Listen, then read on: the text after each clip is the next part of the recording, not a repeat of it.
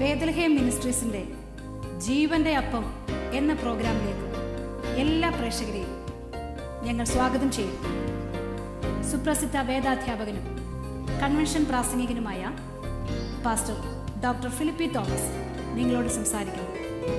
ഈ പ്രോഗ്രാം നിങ്ങളുടെ ഓരോരുത്തരുടെയും ജീവിതത്തിൽ അനുഗ്രഹമായി തീരട്ടെ എന്ന് ഞങ്ങൾ ആശംസിക്കുന്നു. ദൈവ തിരുനാമത്തിന് മഹത്വമുണ്ടാകുമാറാകട്ടെ. മാന്യ പ്രേക്ഷകർക്ക് യേശുക്രിസ്തുവിൻ്റെ വിലയേറിയ നാമത്തിൽ എൻ്റെ സ്നേഹവും വന്ദനവും അറിയിക്കുന്നു. വീണ്ടും ഒരു പ്രാവശ്യം കൂടെ നിങ്ങളുമായി സംസാരിപ്പാൻ ദൈവം ഒരുക്കി തന്ന നല്ല സാവകാശത്തിനായിട്ട് ദൈവത്തെ സ്തുതിക്കുന്നു, സ്തോത്രം ചെയ്യുന്നു. ഇന്ന് നമ്മൾ ചിന്തിക്കുന്നതായ വിഷയം അനുഗ്രഹത്തിന് മുൻപുള്ള തകർച്ചയെക്കുറിച്ചാണ്.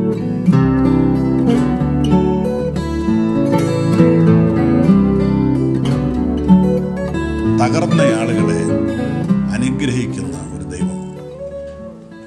അതിനാധാരമായി ലൂക്കോസിൻ്റെ സുവിശേഷം 22-ാം അധ്യായം 31 മുതൽ 34 വരെയുള്ള വാക്യങ്ങൾ ഇവിടെ വായിക്കുന്നു. ശീമോനെ ശീമോനെ, സാത്താൻ നിങ്ങളെ കോതമ്പ് പോലെ പാറ്റേണ്ടതിന് കൽപ്പന ചോദിച്ചു. ഞാനോ നിന്റെ വിശ്വാസം പൊയ്പോകാതിരിപ്പാൻ നിനക്ക് വേണ്ടി അപേക്ഷിച്ചു. എന്നാൽ നീ ഒരു സമയം തിരിഞ്ഞു വന്ന ശേഷം നിന്റെ സഹോദരന്മാരെ ഉറപ്പിച്ചുകൊള്ളുക. അവനവനോട്, കർത്താവേ, ഞാൻ നിന്നോടുകൂടെ തടവിലാകുവാനും മരിപ്പാനും ഒരുങ്ങിയിരിക്കുന്നു എന്ന് പറഞ്ഞു. അതിനവൻ, പത്രോസേ, നീ എന്നെ അറിയുന്നില്ല എന്ന് 3 വട്ടം തള്ളിപ്പറയും മുമ്പ് ഇന്ന് കോഴി കൂവുകയില്ല എന്ന് ഞാൻ നിന്നോട് പറയുന്നുവെന്ന് പറഞ്ഞു. പത്രോസ് യേശുക്രിസ്തുവിനെ തള്ളിപ്പറഞ്ഞ സംഭവത്തെക്കുറിച്ചുള്ള യേശുക്രിസ്തുവിൻ്റെ സൂചനയാണ് നമ്മൾ വായിച്ചത്.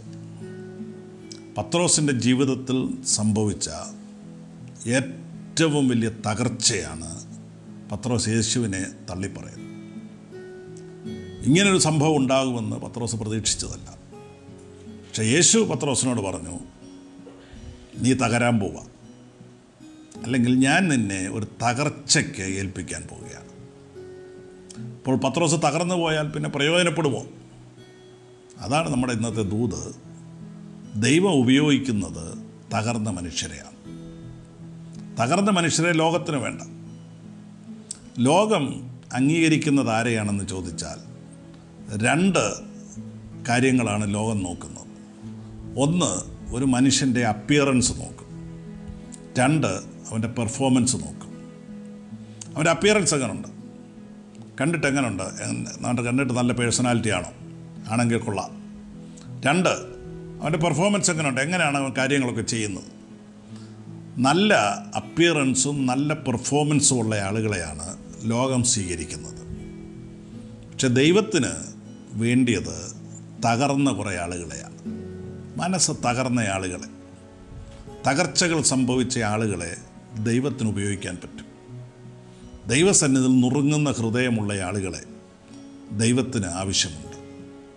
ഇന്ന് നിങ്ങളൊരു തകർന്ന മനുഷ്യനാണെങ്കിൽ, ജീവിതത്തിൻ്റെ തകർച്ചയിലൂടെ കടന്നു പോവുകയാണെങ്കിൽ, ഇനി എനിക്കൊരു ഭാവിയില്ല, ഇനി എനിക്കൊരു ശുശ്രൂഷയില്ല, ഇനി എനിക്കൊരു ജീവിതമില്ല എന്ന് പിശാച് നിങ്ങളെ പറഞ്ഞ് വിശ്വസിപ്പിക്കാൻ ശ്രമിക്കുന്നുവെങ്കിൽ ഇന്ന് മനസ്സിലാക്കുക, ദൈവത്തിന് തകർന്ന ആളുകളെ ഉപയോഗിക്കാൻ പറ്റും. തകർന്നു പോയൊരു പാത്രം, ഒരു സ്ഫടിക പാത്രം തകർന്നു പോയാൽ നമ്മൾ ആ ചില്ലുകൾ വാരിയെടുത്ത് വീടിൻ്റെ ഏതെങ്കിലും കോണിക്ക് മതിലിൻ്റെ അരികിൽ പുരയിടത്തിൽ ഒരറ്റത്ത് കൊണ്ട് ഉപേക്ഷിച്ച് കളയും. ഉടഞ്ഞതിനെ ഒന്നും നമ്മൾ പിന്നെ സൂക്ഷിക്കുകയില്ല, കളയുകയാണ്. പക്ഷേ ഉടഞ്ഞ പാത്രത്തെ ദൈവം കളയുകയില്ല. അതിനെ പുതിയൊരു മാനപാത്രമാക്കി ദൈവം പണിതെടുക്കും. ചതഞ്ഞ ഓടയെ ദൈവം ഒടിച്ചു കളയത്തില്ല, അതിനെ റിപ്പയർ ചെയ്തെടുക്കും. പുകയുന്ന കരിന്തിരി ദൈവം കെടുത്തിക്കളയില്ല, അതിൻ്റെ കരിന്തിരി മുറിച്ച് വീണ്ടും അതിനെ ശോഭയുള്ളതാക്കി തീർക്കും. ദൈവം തകർന്ന മനുഷ്യരെ തള്ളിക്കളയുന്നവനല്ല. ലോകത്താർക്കും നിങ്ങളെ വേണ്ട എങ്കിലും, ലോകത്തിൻ്റെ ദൃഷ്ടിയിൽ നിങ്ങൾ വിലയുള്ളവരല്ലെങ്കിലും, ഗുണമുള്ളവരല്ലെങ്കിലും ദൈവത്തിന് നിങ്ങളെ ഉപയോഗിക്കാൻ കഴിയും. ദൈവം തൻ്റെ സഭയെ പണിതിരിക്കുന്നത് മിനുസമുള്ള മാർബിൾ കഷ്ണങ്ങൾ കൊണ്ടല്ല, മറിച്ച് തള്ളപ്പെട്ട കല്ലുകൾ കൊണ്ടാണ് ദൈവം തൻ്റെ സഭയെ പണിതിരിക്കുന്നത്. വീട് പണിയുന്നവർ തള്ളിക്കളഞ്ഞ കല്ല് മൂലക്കല്ലായി തീർന്നിരിക്കുന്നുവെന്നാണ് നാം വേദപുസ്തകത്തിൽ വായിക്കുന്നത്. ദാവീദിനെക്കുറിച്ചും പ്രവചനമായിട്ട് കർത്താവിനെക്കുറിച്ചും പറഞ്ഞ കാര്യമാണ്. ദാവീദ് ഒരു തകർന്ന മനുഷ്യനായിരുന്നു. ദാവീദിൻ്റെ തകർച്ച നമുക്കെല്ലാവർക്കും അറിയാവുന്നതാണ്. ദാവീദിനെ ദൈവം പറയുന്നത് എൻ്റെ ഹൃദയപ്രകാരമുള്ള മനുഷ്യനെന്നാണ്. പക്ഷേ ദാവീദ് എപ്പോഴും അങ്ങനെ അല്ലായിരുന്നു. ദാവീദ് ദൈവത്തിൻ്റെ ഹിതം മാത്രം ചെയ്ത ഒരാളല്ല, തകർന്ന മനുഷ്യനാണ്. ദാവീദ് ചെയ്ത കാര്യങ്ങൾ ചെയ്യുവാനുള്ള ലൈസൻസ് അല്ല ഞാനീ പറയുന്നത്. ദാവീദ് ഒരു പ്രാവശ്യം വ്യഭിചാരത്തിൽ വീണുപോയ മനുഷ്യനാണ്, കുലപാതകം ചെയ്ത മനുഷ്യനാണ്. മാനുഷിക ദൃഷ്ടിയിൽ നോക്കിയാൽ ദാവീദിനെ ഇനി ഒന്നിനും കൊള്ളുകയില്ല, മോശക്കാരനായൊരു മനുഷ്യനാണ്. പക്ഷേ ഈ മനുഷ്യനെ ദൈവം പണിതെടുത്തു. കുലപാതകനും വ്യഭിചാരിയുമായ മനുഷ്യനെ ദൈവം പണിതെടുത്ത് ദൈവത്തിൻ്റെ ഹൃദയപ്രകാരമുള്ളൊരു മനുഷ്യനാക്കി ദൈവം അവനെ രൂപാന്തരപ്പെടുത്തിയെടുത്തു. ഇതാ ദൈവം തകർന്ന ആളുകളെ പണിതെടുക്കുന്നത്. അബ്രഹാം വിശ്വാസികളുടെ പിതാവാണ് എന്ന് കേൾക്കുമ്പോൾ യാതൊരു തെറ്റും ചെയ്യാത്ത, യാതൊരു ഊനവുമില്ലാത്ത ഒരാളായിരുന്നു അബ്രഹാം എന്ന് വിശ്വസിക്കരുത്. ഇല്ല, അബ്രഹാം ഒരു പ്രാവശ്യം തൻ്റെ സുരക്ഷിതത്വത്തിന് വേണ്ടി തൻ്റെ ഭാര്യയെ തള്ളി പറഞ്ഞ ആളാണ്. സ്വന്തം ഭാര്യയെ കാണിച്ചിട്ട് പറഞ്ഞ് ഇതെൻ്റെ ഭാര്യയല്ല, എൻ്റെ പെങ്ങളാണെന്ന് പറഞ്ഞു. അബ്രഹാം അവിടെ ഭാര്യയുടെ സുരക്ഷിതത്വം പ്രശ്നമല്ല, സ്വന്തം സുരക്ഷിതത്വത്തിന് വേണ്ടി ഭാര്യയെ തള്ളിപ്പറഞ്ഞ ആളാണ് അബ്രഹാം. പക്ഷേ ഈ അബ്രഹാമിനെ ദൈവം ഉടച്ച വാർത്ത് വിശ്വാസികളുടെ പിതാവാക്കി ദൈവത്തിൻ്റെ സ്നേഹിതനാക്കി മാറ്റി. യോനാ പ്രവാചകൻ ഒറ്റ പ്രസംഗത്തിന് 1,00,000-ലധികം ആളുകളെ മാനസാന്തരത്തിലേക്ക് നടത്തിയ ആളാണ്. അതുകൊണ്ട് അനുസരണമുള്ള ഒരു പ്രവാചകനായിരുന്നു യോന എന്ന് തെറ്റിദ്ധരിക്കരുത്. ദൈവം നിനവയിലേക്ക് വിട്ട ആൾ തർസീസിന് പോകുന്ന കപ്പലിൽ ടിക്കറ്റ് എടുത്ത് പോയ ആളാണ്. പക്ഷെ ദൈവം ആ മനുഷ്യനെ കപ്പലിൽ നിന്ന് കടലിലേക്ക് എറിഞ്ഞ് ഒരു മത്സ്യത്തിൻ്റെ വയറ്റിൽ 3 ദിവസം അയ്യം വിളിച്ച് ആ മത്സ്യം ഈ മനുഷ്യനെ തിരികെ കടലിൽ നിന്ന് യാത്ര ചെയ്ത് കരയിൽ വന്ന് നിനവയിൽ ഛർദ്ദിക്കുകയായിരുന്നു. ദൈവം പണിതെടുക്കുകയായിരുന്നു യോനയെ. ദൈവം തകർത്ത് അനുസരണം പഠിപ്പിച്ച് പ്രയോജനമുള്ള മനുഷ്യനാക്കി ദൈവം അവനെ മാറ്റിയെടുക്കുകയായിരുന്നു. ദൈവത്തിൻ്റെ സാക്ഷ്യം മോശയെക്കുറിച്ച് ഇങ്ങനെയാണ്: ഭൂലോകത്തിലെ ഏറ്റവും സൗമ്യനായ മനുഷ്യനാണ് മോശ. പക്ഷെ മോശയെ നമ്മൾ കാണുന്നത് അങ്ങനെയല്ല. മോശ ഒരിക്കൽ തനിക്ക് കോപം വന്നപ്പോൾ ഒരു മിസ്രയീമിനെ അടിച്ചു കൊന്ന മനുഷ്യനാണ്. അടിച്ചു കൊന്നിട്ട് മണലിൽ മറവ് ചെയ്ത മനുഷ്യനാണ്. മുൻകോപിയായ മനുഷ്യനായിരുന്നു മോശ. അടിച്ചു കൊല്ലുന്ന മനുഷ്യനായിരുന്നു മോശ. പക്ഷേ ഈ മോശയെ ദൈവം 40 വർഷം മരുഭൂമിയിലൂടെ നടത്തി ഉടച്ച വാർത്ത് ദൈവത്തിൻ്റെ ആലോചനയ്ക്ക് ശുശ്രൂഷ ചെയ്യുന്ന ഒരു മനുഷ്യനാക്കി മോശയെ ദൈവം വളർത്തിയെടുത്തു. സൗമ്യനായൊരു മനുഷ്യനായി ലോകം കണ്ട ഏറ്റവും വലിയ വിമോചക നേതാവായിട്ട് ദൈവം മോശയെ പണിതെടുത്തു. ദൈവത്തിന് ഏത് ജീവിതത്തെയും പണിതെടുക്കാൻ കഴിയും. ശമര്യക്കാരി സ്ത്രീയെക്കുറിച്ച് നമ്മൾ യോഹന്നാൻ്റെ സുവിശേഷം 4-ാം അധ്യായത്തിൽ വായിക്കുന്നുണ്ട്. 5 ഭർത്താക്കന്മാരുടെ കൂടെ ജീവിച്ചിട്ട് പാപത്തിൻ്റെ ഭോഗങ്ങളിൽ തൃപ്തി വരാതെ 6ാമതൊരുവനോടുകൂടെ നടക്കുമ്പോഴാണ് യേശു ഈ സ്ത്രീയെ കാണുന്നത്. യേശു അവളിൽ പാപബോധമുണ്ടാക്കി, അവൾക്ക് കുറ്റബോധമുണ്ടാക്കി, അവൾ മാനസാന്തരപ്പെട്ടു. പിൽക്കാലത്ത് ശമരിയെ കണ്ട ഏറ്റവും വലിയ ഉണർവിന് നിദാനമായി തീർന്നത് ഈ സ്ത്രീയാണ്. ഈ സ്ത്രീ പറഞ്ഞ സാക്ഷ്യം കേട്ടാണ് അനേകം ആളുകൾ യേശുവിൽ വിശ്വസിച്ചത്. ഇവർ പറയുന്ന സാക്ഷ്യം കേട്ടാണ് അനേകർ ദൈവിക കൂട്ടായ്മയിലേക്ക് വന്നത്. അഥവാ ഒരിക്കൽ പട്ടണത്തിൽ പാപിനിയായി ജീവിച്ച ഈ സ്ത്രീയെ ദൈവത്തിന് ഉടച്ച് വാർത്തെടുത്ത് ഒരു ഉണർവിൻ്റെ പാത്രമാക്കി മാറ്റാൻ കഴിഞ്ഞുവെന്നുള്ളത് വസ്തുതയാണ്. അഥവാ ദൈവത്തിന് പണിതെടുക്കാൻ കഴിയാത്ത ഒരൊറ്റ മനുഷ്യനുമില്ല. എൻ്റെ ജീവിതം തകർന്നുപോയി, എൻ്റെ ജീവിതം നിരാശയിലാണ്, ഞാൻ പാപത്തിൽ വീണുപോയി, ഞാൻ രോഗത്തിൽ അടിമപ്പെട്ടു പോയി, എനിക്കിനി ഒരു ജീവിതമില്ല, എന്നെ സഹായിപ്പാൻ ആരുമില്ല, പ്രോത്സാഹിപ്പിക്കാൻ ആരുമില്ല, ഇനി ജീവിതത്തിന് അർത്ഥമില്ല എന്ന് പറയരുത്. ദൈവത്തിന് നിങ്ങളെ ഉപയോഗിക്കാൻ കഴിയും. തകർന്ന മനുഷ്യരെ പ്രയോജനപ്പെടുത്തുന്ന ഒരു ദൈവമുണ്ട്. പെന്തക്കോസ്ത് നാളിൽ 3000 പേരെ രക്ഷയിലേക്ക് നയിച്ച പത്രോസിനെക്കുറിച്ചാണ് നമ്മൾ നേരത്തെ വായിച്ചത്. കോഴി കൂകുന്നതിന് മുൻപ് 3 വട്ടം യേശുവിനെ തള്ളിപ്പറഞ്ഞ പത്രോസ്. എന്തിനാണ് ഈ തള്ളിപ്പറഞ്ഞ പത്രോസിനെ ദൈവം ഉപയോഗിച്ചത്? ഞാൻ പറഞ്ഞല്ലോ, ദൈവം തകർന്ന ആളുകളെ ഉപയോഗിക്കുന്ന ദൈവമാണ്. പെന്തിക്കോസ് നാളിൽ പ്രസംഗിക്കാൻ കുറച്ചുകൂടെ നല്ലത് യേശുവിൻ്റെ കഷ്ടാനുഭവങ്ങളുടെ സമയത്ത് മാറോട് ചാരിയിരുന്ന യോഹന്നാൻ അല്ലായിരുന്നു എന്ന് ചിന്തിക്കാം. ഇല്ല, യോഹന്നാനെ കൊണ്ടല്ല പെന്തിക്കോസ് നാളിലെ പ്രസംഗം ദൈവം ചെയ്യിച്ചത്, തള്ളിപ്പറഞ്ഞ പത്രോസിനെ കുറിച്ചാണ്. എന്ന് പറഞ്ഞാൽ ദൈവം നമുക്ക് തരുന്ന പാഠം ഇതാണ്: ആരെയും എഴുതി തള്ളാൻ വരട്ടെ. ഏത് ഉടഞ്ഞു പോയ മനുഷ്യനെയും ദൈവത്തിന് പണിതെടുക്കാൻ കഴിയും. മനുഷ്യരാൽ അസാധ്യമായത് ദൈവത്താൽ സാധ്യമാണ്. പത്രോസിനോട് യേശു പറയുകയാണ്, പത്രോസേ, സാത്താൻ നിങ്ങളെ കോതമ്പ് പാറ്റുന്നത് പോലെ പാറ്റാൻ എന്നോട് അനുവാദം ചോദിച്ചു. പക്ഷെ ഞാൻ നിൻ്റെ വിശ്വാസം പോകാതിരിപ്പാൻ നിനക്ക് വേണ്ടി പ്രാർത്ഥിച്ചോളാം. ഞാൻ നിനക്ക് വേണ്ടി പ്രാർത്ഥിച്ചു. പക്ഷെ ഇവിടെ ഒരു ചോദ്യമുണ്ട്. പത്രോസ് തള്ളിപ്പറയുമെന്നുള്ളത് യേശു കർത്താവ് അറിഞ്ഞു. പത്രോസിനെ പാറ്റുവാൻ പിശാച് പത്രോസിനോട് അനുവാദവും ചോദിച്ചു. ആ സമയത്ത് യേശുവിന് പിശാചിനോട് പറയാമായിരുന്നു, ഇതെൻ്റെ ദാസനാണ്, അവനെ തുടരുത്, നീ അവനെ പാറ്റണ്ട എന്ന് പറഞ്ഞ് സാത്താനെ ഫൽസിച്ച് അകറ്റാമായിരുന്നു. പത്രോസ് തള്ളിപ്പറയാനുള്ള സാഹചര്യം യേശുവിന് ഒഴിവാക്കാമായിരുന്നു. എന്നാൽ ഒഴിവാക്കാമായിരുന്ന ഒരു ദുരന്തം പത്രോസിൻ്റെ ജീവിതത്തിൽ സംഭവിക്കുക. പലപ്പോഴും ഒഴിവാക്കപ്പെടാമായിരുന്ന പല ദുരന്തങ്ങൾ നമ്മുടെ ജീവിതത്തിൽ സംഭവിക്കുന്നുണ്ട്. ദൈവത്തിന് തടയാമായിരുന്നതാണവ. പക്ഷെ ദൈവം മനഃപൂർവ്വം അത് തടയാതിരുന്നു. എന്തിനാ പത്രോസിനെ തള്ളിപ്പറയാൻ അനുവദിച്ചത്? പത്രോസിനെ ആ കാര്യത്തിൽ നിന്ന് ദൈവത്തിന് വിടുവിക്കാമായിരുന്നല്ലോ. സാത്താൻ ആലോചന ചോദിച്ചതായിരുന്നല്ലോ, ദൈവത്തോട് അനുവാദം ചോദിച്ചതായിരുന്നല്ലോ. ദൈവം അനുവാദം കൊടുത്തില്ലായിരുന്നെങ്കിൽ സാത്താൻ പാറ്റുകയില്ലായിരുന്നു, പത്രോസ് തള്ളിപ്പറയുകയില്ലായിരുന്നു. പക്ഷെ ദൈവം അനുവാദം കൊടുത്തു. പത്രോസിനെ ഒന്ന് പാറ്റിയെടുക്കേണ്ടത് ദൈവത്തിന് ആവശ്യമായിരുന്നു. കാരണം ശിഷ്യന്മാരുടെ കൂട്ടത്തിൽ ഏറ്റവും കൂടുതൽ യേശുവിനോട് ചേർന്നിരിക്കുന്നെന്ന് അഭിമാനിക്കുകയും അഹങ്കരിക്കുകയും ചെയ്തയാളാണ് പത്രോസ്.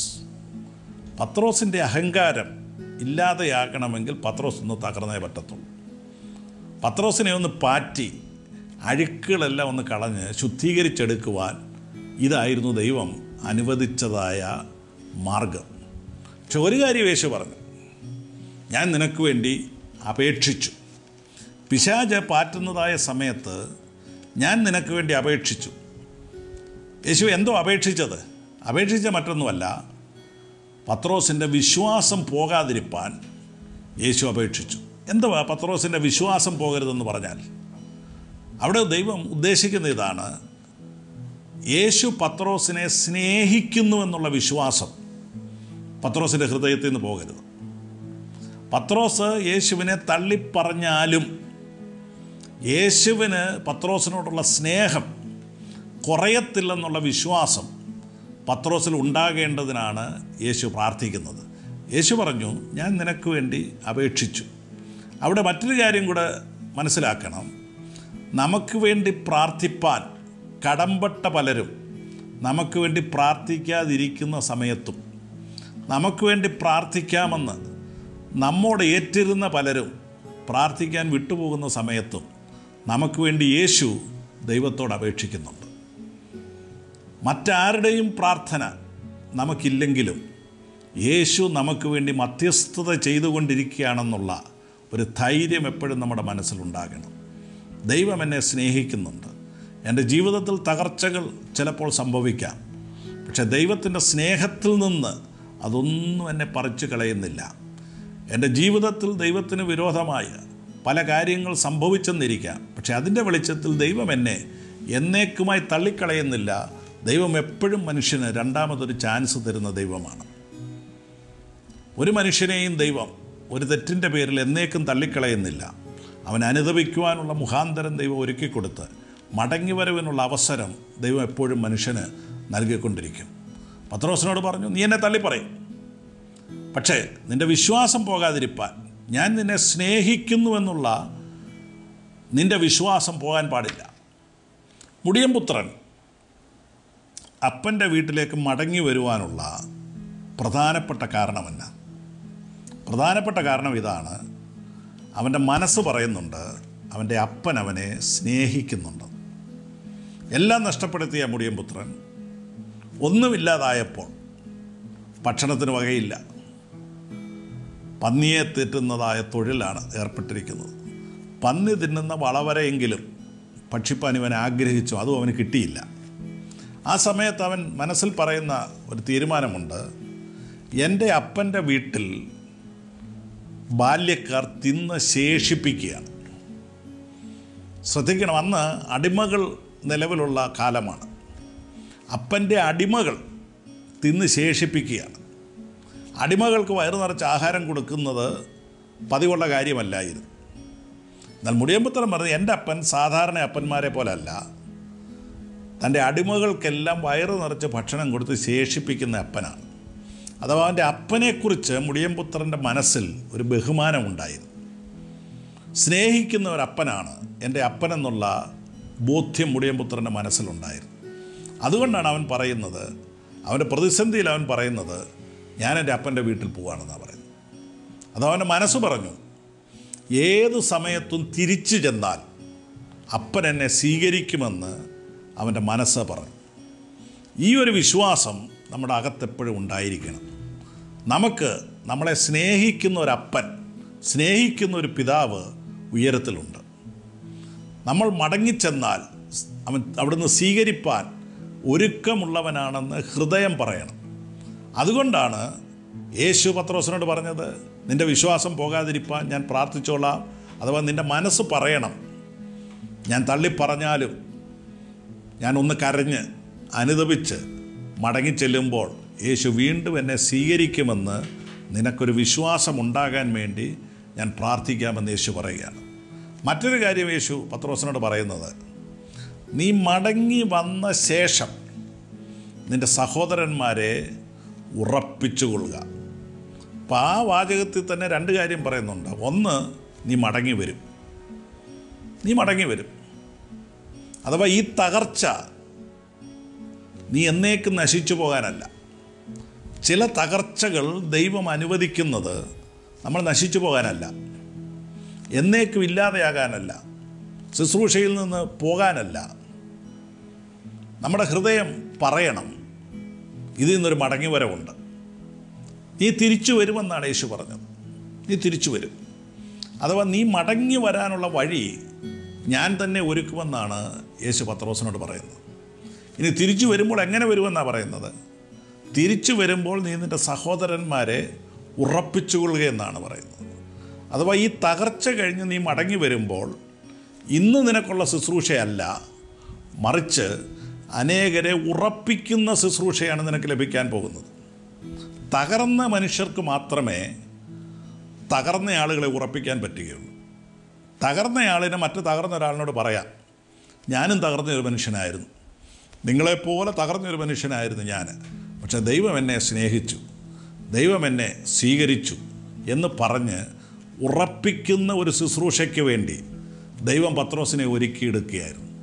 ഇന്ന് നിങ്ങളുടെ ജീവിതത്തിൽ സംഭവിച്ചു കൊണ്ടിരിക്കുന്ന തകർച്ചകൾ നിങ്ങൾ എന്നേക്കും ദൈവത്തിൽ നിന്ന് പിന്മാറിപ്പോകുവാനല്ല, നിങ്ങൾ മടങ്ങി വരുവാൻ ദൈവം ആഗ്രഹിക്കുന്നു. ദൈവം നിങ്ങളെ സ്നേഹിക്കുന്നു. മാത്രമല്ല, മടങ്ങി വരുമ്പോൾ ഇതിന് മുൻപുണ്ടായിരുന്നതിനേക്കാൾ ഉറപ്പും ധൈര്യവും പ്രാപിച്ച് അനേകരെ ഉറപ്പിക്കുന്ന ഒരു ശുശ്രൂഷയിലേക്ക് ദൈവം നിങ്ങളെ നടത്താൻ പോവുകയാണ്. ദൈവം ഒരുത്തനെ പാറ്റുമ്പോൾ അവനെ നശിപ്പിക്കാൻ ദൈവം സമ്മതിക്കുകയില്ല, അവനെ ഇല്ലായ്മ ചെയ്യാൻ ദൈവം സമ്മതിക്കുകയില്ല. ഒരിക്കൽ കർത്താവ് തൻ്റെ ശിഷ്യന്മാരെ 5 അപ്പം കൊണ്ട് 5000 പേരെ പോഷിപ്പിച്ചതിന് ശേഷം ശിഷ്യന്മാരെ ബോട്ടിൽ കയറ്റി അങ്ങേ കരയിലേക്ക് അയക്കുന്നത് മത്തായി സുവിശേഷം 14-ാം അധ്യായത്തിൽ നമ്മൾ വായിക്കുന്നുണ്ട്. അവൻ ശിഷ്യന്മാരെ പടകിൽ കയറാൻ നിർബന്ധിച്ചയക്കുകയാണ്. നിർബന്ധിച്ചയച്ച് കുറച്ച് ദൂരം ചെല്ലുമ്പോൾ കടൽ പ്രതികൂലമായി. ഇവരുടെ പടകിന് എതിരെ തിരകൾ അടിച്ചുയരാൻ തുടങ്ങി. പടക് മുങ്ങുന്നതായ സാഹചര്യം വന്നു. അപ്പോൾ ശിഷ്യന്മാരുടെ മനസ്സ് പറഞ്ഞു കാണും, ദൈവം ഞങ്ങളെ നിർബന്ധിച്ച് പടകിൽ കയറ്റിയിട്ട് എന്തിനാണ് ഞങ്ങളെ തകർക്കുന്നത്? പക്ഷേ ഒരു കാര്യം ശ്രദ്ധിക്കണം, ഇവരെ പടകിൽ കയറ്റി അയച്ചിട്ട് യേശു കർത്താവ് ഉറങ്ങുകയല്ലായിരുന്നു. നാം വായിക്കുന്നത് യേശു അവർക്ക് വേണ്ടി പ്രാർത്ഥിക്കുകയായിരുന്നു. ഇവർക്കൊരു തകർച്ച വരുമെന്നുള്ളത് യേശു മുന്നമേ അറിഞ്ഞ കാര്യമാണ്. ഇവരെ പടകിൽ കയറ്റിയ യേശുവിനറിയാം, ഇവർ യാത്ര ചെയ്യുമ്പോൾ പടകിനെതിരെ തിരമാലകൾ ഉയരും, പടക് മുങ്ങുന്നതായ സാഹചര്യമുണ്ടാകും. ഇവരെത്ര തുഴഞ്ഞാലും കര കയറാൻ വയ്യാത്ത സ്ഥിതിയിൽ ഇവരെത്തും. ഇവരുടെ കൈകൾ കുഴയും, ഇവരുടെ കാലുകൾ കുഴയും, മനസ്സ് ഇടിയും. അവരുടെ മനസ്സിടിഞ്ഞിട്ട് അവർ ഇനി മരണമല്ലാതെ മറ്റൊന്നും മുന്നിലില്ല എന്ന് പറയുന്നതായ സന്ദർഭം വന്നുവെന്നാണ് നമ്മൾ വായിക്കുന്നത്. പക്ഷേ ഈ സമയത്ത് യേശു അവർക്ക് വേണ്ടി പ്രാർത്ഥിച്ചുകൊണ്ടിരിക്കുകയാണ്. യേശു പ്രാർത്ഥിക്കുകയും ഇവരെ തകർച്ചയിലൂടെ വിടുകയുമാണ് ചെയ്യുന്നത്. എന്തിനാ ഇവരെ തകർച്ചയിലൂടെ വിടുന്നത്? തകർച്ചയിലൂടെ വിടുന്നത് എന്തിനെന്ന് ചോദിച്ചാൽ ഇവർക്ക് മനസ്സിലാകാനാണ്. ദൈവത്തെ പിരിഞ്ഞ് ഇവർക്കൊന്നും ചെയ്യാൻ കഴിയില്ലെന്ന് ഇവരെ മനസ്സിലാക്കുകയാണ്. ഇവർ കടലിൽ പരിചയമുള്ള ആളുകളാണ്, തുഴയാൻ പരിചയമുള്ള ആളുകളാണ്. പക്ഷേ ആ രാത്രിയിൽ അവർക്ക് മനസ്സിലായി, എത്ര തുഴഞ്ഞിണക്കെയും അങ്ങേ കരയിലെത്തുന്നില്ല, യാതൊരു കാരണവശാലും അങ്ങേ കര കാണത്തില്ലെന്ന് അവരുടെ മനസ്സ് പറയുന്ന സമയത്താണ് രാത്രിയുടെ 4-ാം യാമത്തിൽ യേശു കടലിന് മീതെ കൂടെ നടന്ന് അവരുടെ പടകിലെത്തുകയാണ്. അവർ പ്രതീക്ഷിച്ച സമയത്തല്ല യേശു വന്നത്. അവർ തകർന്നു പോകും, തകർന്ന് തരിപ്പണമാകുമെന്ന് ചിന്തിച്ച സമയത്ത് യേശു അവിടെ ചെല്ലുകയാണ്. തകരുവാൻ ദൈവം അനുവദിക്കും, പക്ഷെ തരിപ്പണമാകുവാൻ ദൈവം അനുവദിക്കുകയില്ല. തകർച്ചയിൽ നമുക്ക് എവിടം വരെ പിടിച്ചു നിൽക്കാൻ കഴിയുമെന്ന് ദൈവത്തിനറിയാം. ആ സമയമാകുമ്പോൾ ദൈവം ഇടപെടും. നമുക്ക് സഹിക്കാവുന്നതിന് മീതെ ഒരു പരീക്ഷയും ദൈവം അനുവദിക്കുകയില്ല. കൊരിന്ത്യർക്ക് എഴുതിയ 1-ാം പുസ്തകം 10-ാം അധ്യായം 13-ാം വാക്യത്തിൽ നമ്മൾ വായിക്കുന്നത്, മനുഷ്യർക്ക് നടപ്പല്ലാത്ത പരീക്ഷ നമുക്ക് നേരിട്ടിട്ടില്ല, ദൈവം വിശ്വസ്തൻ, പരീക്ഷയോട് കൂടെ തന്നെ പോക്കുവഴിയും ഒരുക്കുന്നവനാണ്. ഒരു തകർച്ച ഉണ്ടായതിന് ശേഷമല്ല എങ്ങനെ രക്ഷിക്കാൻ പറ്റുമെന്ന് ദൈവം ചിന്തിക്കുന്നത്. നമ്മൾ പരീക്ഷ നമുക്ക് നേരിടുന്നതിന് മുൻപ് തന്നെ അതിൽ നിന്നുള്ള പോക്കുവഴിയും ദൈവം ഒരുക്കിയിട്ടുണ്ട്. ദൈവം വിശ്വസ്തനാണ്. പത്രോസ് തള്ളിപ്പറഞ്ഞ് കഴിഞ്ഞല്ല പത്രോസിനെ എങ്ങനെ മടക്കി വരുത്താമെന്ന് യേശു ആലോചിക്കുന്നത്. തള്ളിപ്പറയുന്നതിന് മുമ്പ് തന്നെ യേശു പത്രോസിന് വേണ്ടി പ്രാർത്ഥിച്ചു തുടങ്ങി. ശിഷ്യന്മാരുടെ പടക് മുങ്ങാൻ തുടങ്ങിയപ്പോഴല്ല ഇവരെ എങ്ങനെ രക്ഷിക്കാമെന്ന് യേശു ആലോചിക്കുന്നത്. യേശു ഇവർക്ക് വേണ്ടി നേരത്തെ തന്നെ പ്രാർത്ഥിക്കാൻ തുടങ്ങി. മനസ്സിലാക്കുക, വിശ്വസിക്കുക, യേശു നമുക്ക് വേണ്ടി പ്രാർത്ഥിക്കുന്നുണ്ട്, നമുക്ക് വേണ്ടി മധ്യസ്ഥത ചെയ്യുന്നുണ്ട്. പല തകർച്ചയുടെ അനുഭവങ്ങൾ നമ്മുടെ ജീവിതത്തിൽ വരുമെങ്കിലും ദൈവം അവിടെ എങ്ങും നമ്മെ കൈവിടത്തില്ല, ദൈവം അവിടെ എങ്ങും നമ്മളെ ഉപേക്ഷിക്കത്തില്ല. ഇരട്ടി ബലത്തോടെ നമ്മളെ ദൈവം മടക്കി വരുത്തും. കടലിൽ രാത്രിയുടെ 4-ാം യാമത്തിൽ യേശു അവർ പടകിനരികെ ചെന്നു. യേശു തിരകളെ ചവിട്ടിപ്പിടിച്ചുകൊണ്ടാണ് ചെല്ലുന്നത്. ഏത് തിര ഇവരുടെ ബോട്ടിനെ മുക്കുമെന്ന് ഇവർ ഭയപ്പെട്ടോ ആ തിരയെ യേശു ചവിട്ടിപ്പിടിച്ചിരിക്കുകയായിരുന്നു. യേശുവിൻ്റെ കാലിൻ്റെ കീഴിൽ ആ തിരകൾ അമർന്നു. ഇന്ന് പകൽ വിശ്വസിക്കുക, നമ്മെ മുക്കിക്കളയുമെന്ന് നമ്മൾ ഭയപ്പെടുന്ന തിരകളെ, നമ്മളെ തകർക്കാൻ വരുന്ന തിരകളെ യേശു തൻ്റെ കാലുകൊണ്ട് ചവിട്ടിപ്പിടിച്ച് ആ തിരകളെ ഒതുക്കുന്നവനാണ്. അനേക പ്രാവശ്യം തിരകൾ ഉയർന്ന് നമ്മുടെ പടക് തകർന്നു പോകേണ്ടതായിരുന്നു. പക്ഷേ ഇപ്പോൾ നമുക്ക് മനസ്സിലാകുന്നു, പലപ്പോഴും തകരാതെ ഇരുന്നത് നമ്മുടെ കഴിവ് കൊണ്ടല്ല, ദൈവം നമ്മളെ സഹായിച്ചതാണ്. നമ്മുടെ തകർച്ചകളിൽ നമ്മളെ സഹായിക്കുന്ന ഒരു ദൈവമുണ്ട്. അടുത്ത് നമ്മൾ വായിക്കുന്നത്, ഉടനെ അവർ അക്കരെ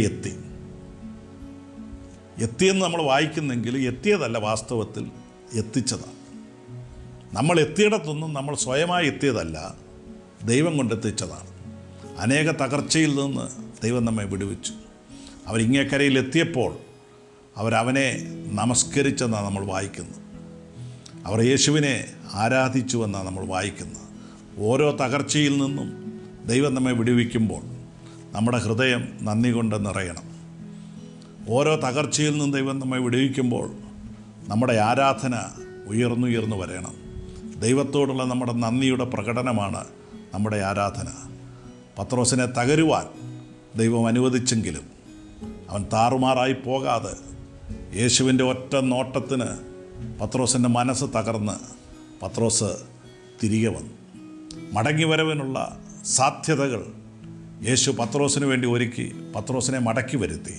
പെന്തിക്കോസ് നാളിൽ 3000 പേരെ രക്ഷയിലേക്ക് നയിക്കുന്ന പ്രസംഗം ചെയ്യുവാൻ യേശു പത്രോസിനെ ഉപയോഗിച്ചതുപോലെ ഇന്ന് തകർച്ചയിലൂടെ പോയിക്കൊണ്ടിരിക്കുന്ന നിങ്ങളെ ദൈവം അടുത്ത ദിവസങ്ങളിൽ ഉപയോഗിക്കാൻ പോവുകയാണ്.